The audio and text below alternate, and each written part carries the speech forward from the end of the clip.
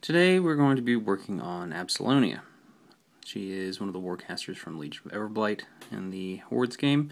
So, let me just tell you what I've got so far. Got the model obviously put together, primed black, and just like we've done in lots of other videos, sprayed white primer from the top.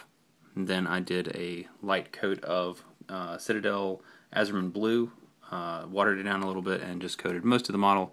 I left the glow gun done just because we don't really have to get that. But if we get some on there, not a big deal. So the first thing that we're going to do is we're going to start out with a combination of Azurman blue and white, and water it down into its own little wash, and we're going to hit some of the high points on the skin here. So we're just going to start right here on the chest and go up onto the neck. And a little on the face.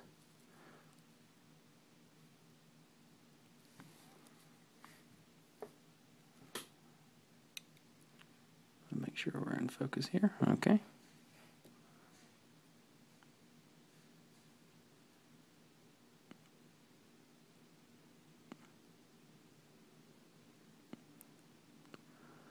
Just attempting to get all the high surfaces here. Okay.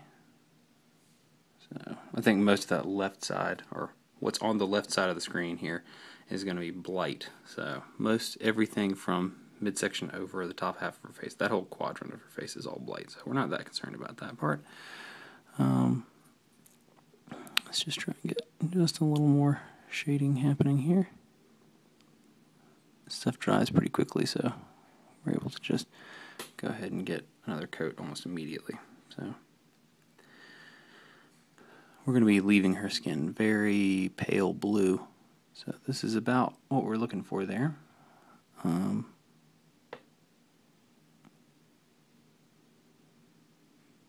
Okay.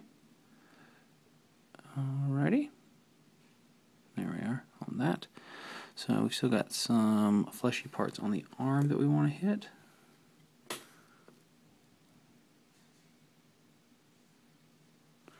I'm just trying to hit the high points on the muscles here. So, and that arm looks almost completely blighted, so we're not going to worry about any of that. Though I think these giant sort of bat wing hands she has, we are going to do some highlighting on those. We're going to get in between the joints, stopping short and then hitting some highlights on the knuckles.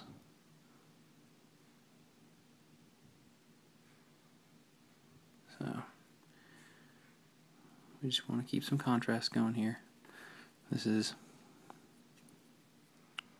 going to be simple, but still high quality. We're not trying to break our necks. We're just trying to produce a good, slightly higher than average tabletop quality miniature. Okay, so really there's not that much that's not blighted on her that's actually exposed. So as far as that goes, we're not going to worry too much about the insides of these fins here, just because we kind of let the highlighting from the spray do the work for us on it, and because it's supposed to be dark, it's on the inside, the undersurfaces there. We're not as concerned. The outside is what we're going to see most, and we want the insides of these surfaces to really be shadowy.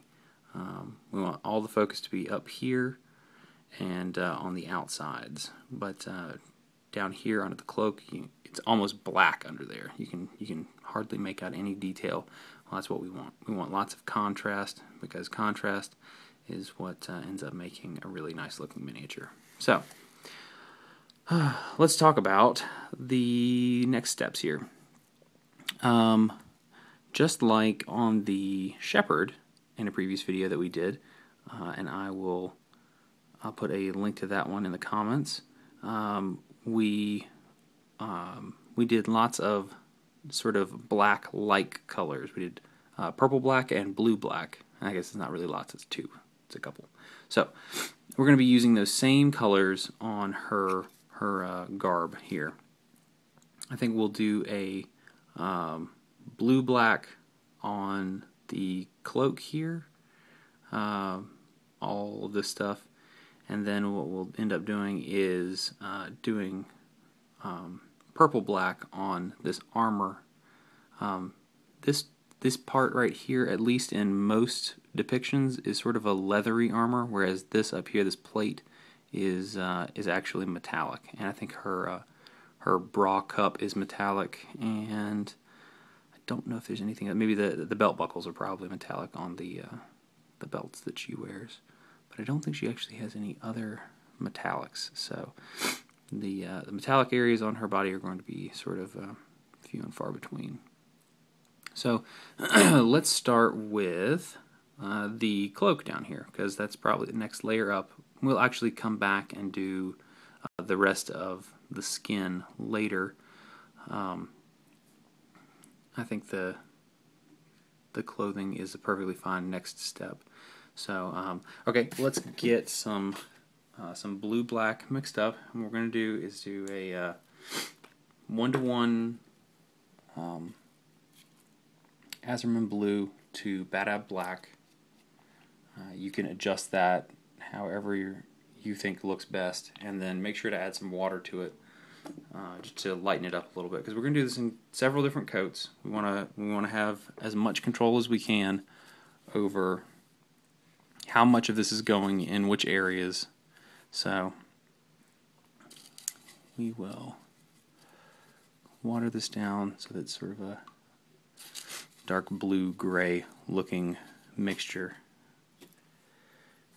and then we'll apply it several coats until it gets really dark. So here we go. And don't worry if you've got some of the Azurman blue already on there, because this is going to be a blue black, and we're going to be applying enough that it's not going to matter. Though I think, before I get too much further, I think that we're going to leave all these feathers here open and do a purple black on those, because if I'm remembering correctly, the ones on the shepherd were purple black. So let's keep with the same color scheme across different characters here.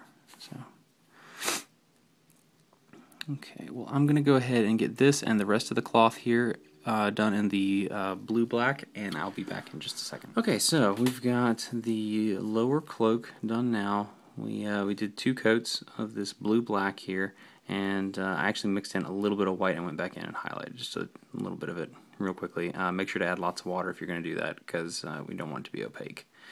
So I got that done now, and so these little bangles all along the line of her I guess her outer skirt here, I think those should be metallic. They look like they should be. So when we start doing the other metallics, we'll come back and do those. The next things are the purple black areas, which are going to be these leather panels here and all of the leather straps. So we're going to do almost an identical mix to the blue black, except we're just going to add purple instead of blue.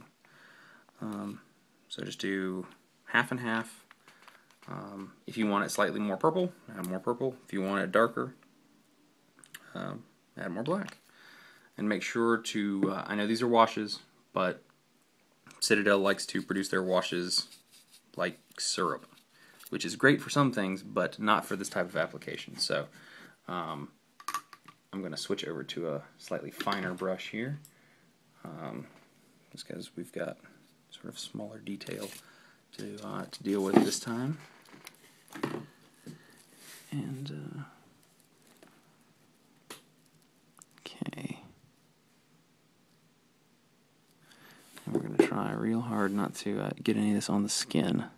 If you do, it's not the end of the world, but you'll save yourself a lot of work if you don't have to go back over the things that you've already painted. I know this is not showing up particularly well yet, but we're going to do several coats. So Just stick with it and lay down a few coats.